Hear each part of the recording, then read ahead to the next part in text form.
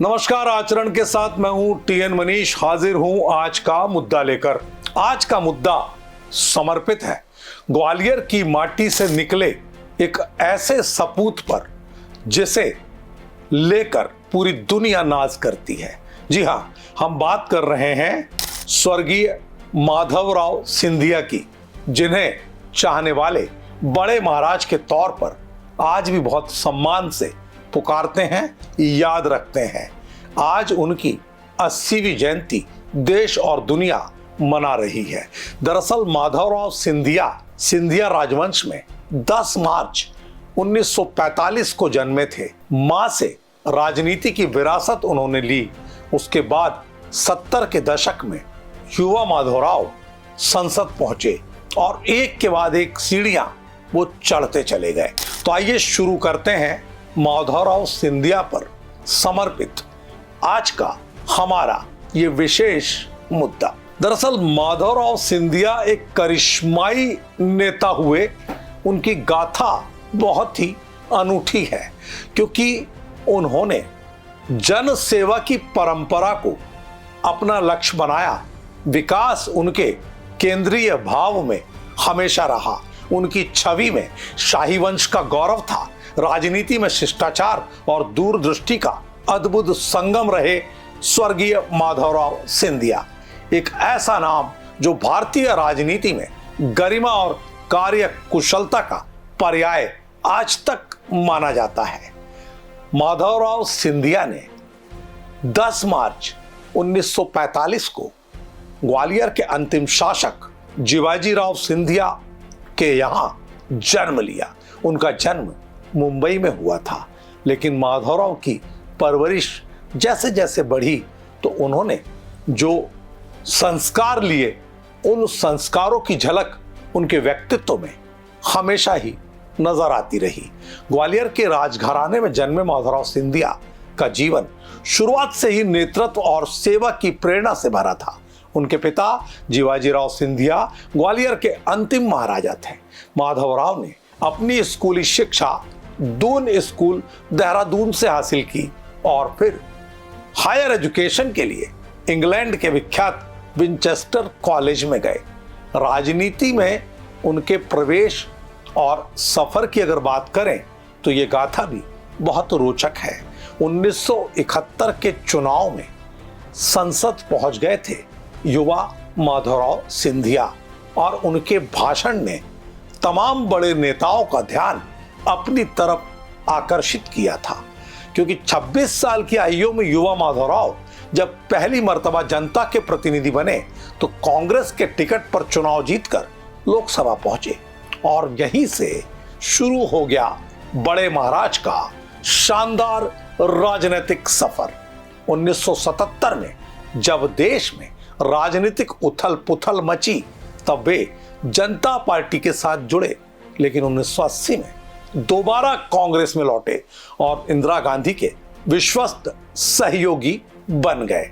उनको जिन भी मंत्रालयों की जिम्मेदारी दी गई, उन मंत्रालयों ने विकास के दृष्टि से मील के पत्थर छुए।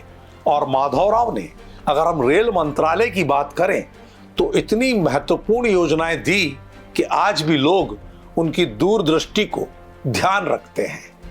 1984 में जब राजीव गांधी प्रधानमंत्री बने तब माधवराव सिंधिया को रेल मंत्री का दायित्व मिला। उन्होंने भारतीय रेलवे में नई सोच और आधुनिकता की शुरुआत की। उनके कार्यकाल में रेलवे का तेजी से आधुनिकीकरण हुआ। शताब्दी एक्सप्रेस जैसी सुपरफास्ट ट्रेनों की शुरुआत माधवराव की देन रही, जिसमें यात्री सुविधाओं में सुधार उनका संकल्प रहा। अगर आगे बात करें तो माधवराव जी को न केवल रेल मंत्रालय, मानव संसाधन विकास मंत्रालय भी दिया गया। उसमें भी उन्होंने तमाम एक के बाद एक विकास की योजनाएं दी। वे केवल एक प्रशासक नहीं बल्कि एक खेल प्रेमी थे और खेल के रूप में भारत के खेलों के विकास में उनका एक बड़ा योगदान है। उनका सपना था कि भारत खेलों में विश्व मानचित्र पर अपनी एक अलग पहचान बनाए। खेल के मामले में माधवराव को न केवल गोल्फ, क्रिकेट, घुड़सवारी बल्कि बैडमिंटन भी खासे पसंद थे और जब वो बोलते थे तो उनके धारा प्रवाह भाषण लोगों को यकबयक अपनी तरफ आकर्षित करते थे।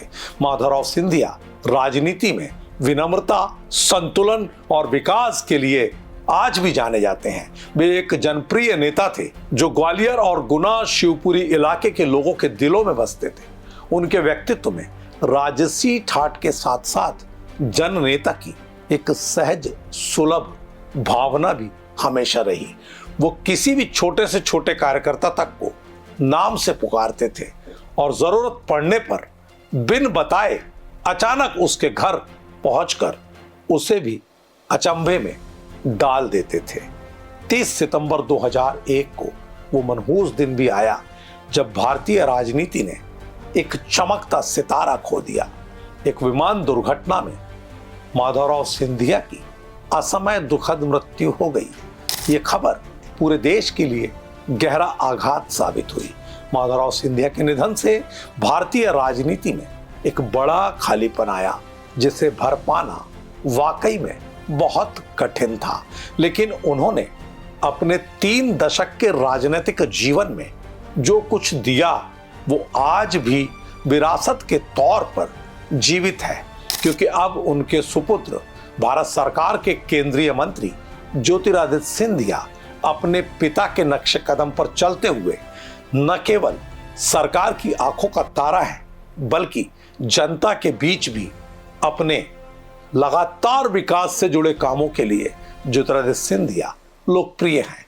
माधवराव सिंधिया भले हमारे बीच नहीं है, लेकिन उनकी विरासत को ज्योतिरादित्य सिंधिया पूरी तरह से संभाल रहे हैं और महल की जनसेवा की जो परंपरा थी उस परंपरा को भी सीधे तौर पर ज्योतिरादित्य सिंधिया ने राजनीति को सत्ता का माध्यम न मानते हुए जन सेवा का माध्यम बताकर और पूरी तरह निभाकर लगातार अपने स्वर्गीय पिता के किए हुए काम को आगे बढ़ा रहे हैं। माधवराव सिंधिया की देश दुनिया में पहचान के अलावा एक बड़ी बात यह है कि अगर हम राजनीति में शिष्टाचार की बात करें, विकास और दूरदृष्टि की मिसाल की बात करें, तो माधवराव सिंधिया जो है इस मामले में पूरी तरह से आज भी तमाम नेताओं के बीच याद किए जाते हैं। और उनके विकास कार्यों की जो गाथा है उस गाथा में देश दुनिया को उन्होंने जो दिया, उसके अलावा अगर हम अपनी माटी अपने वतन की बात करें, अपने देश में अपने इलाके की बात करें, तो आम लोगों के बीच लोकप्रिय ग्वालियर के सिंधिया राजघराने के बड़े महाराज के नाम से बहुत ही दुलार और प्यार से याद रखे जाने वाले कैलाशवासी माधवराव सिंधिया को ग्वालियर चंबल अंचल की जनता हमेशा याद रखे हैं, क्योंकि उन्होंने ग्वालियर रेलवे स्टेशन का चौतरफा विकास दिया।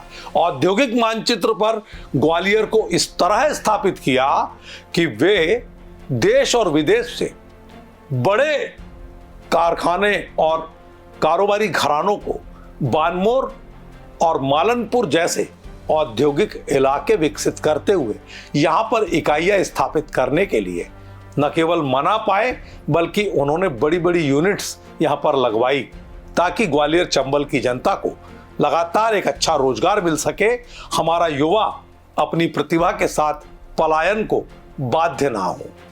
ऐसे में माधवराव सिंधिया की आज 80वीं जयंती है और इस 80वीं जयंती को न केवल ग्वालियर चंबल के उनके चाहने वाले लाखों करोड़ों प्रशंसक बल्कि देश दुनिया में बैठे वो तमाम लोग जिन्होंने कहीं ना कहीं माधवराव सिंधिया का सानिध्य लिया और उनके व्यक्तित्व को प्रेरणा मानकर राजनीति में पहुंचे, ऐसे असंख्य लोग अपने बड़े महाराज को आज याद कर रहे हैं और उनका स्पष्ट मानना है कि वो एक ऐसा सितारा हुए जो कभी भी शरीर रूप से भले हमारे साथ ना हो लेकिन आत्मिक रूप से सदैव बरसों बरस साथ रहेंगे, क्योंकि वो व्यक्ति पहले बने, व्यक्ति से व्यक्तित्व बने और व्यक्तित्व से माधवराव सिंधिया एक संस्था के तौर पर स्थापित हुए। तो वास्तव में वो एक इंस्टीट्यूशन थे और माधवराव सिंधिया ने लगातार देश की जो 3 दशक तक सेवा की, उस सेवा को आज भी लोग याद रखे हुए हैं, क्योंकि विकास उनका मूल संकल्प था और स्वभाव था। ठीक इसी तर्ज पर युवा, जुझारू और लोगों के बीच लोकप्रिय केंद्रीय मंत्री ज्योतिरादित्य सिंधिया भी लगातार जनता की सेवा करते हुए आगे बढ़ रहे हैं। तो उम्मीद करते हैं कि आपको हमारा आज का मुद्दा, जो पूरी तरह से स्वर्गीय माधवराव सिंधिया के व्यक्तित्व और कृतित्व पर समर्पित रहा, पसंद आएगा। आप हमारे इस वीडियो को लाइक, शेयर, सब्सक्राइब करें और अपने कीमती सुझाव कमेंट बॉक्स पर अवश्य दें। नमस्कार।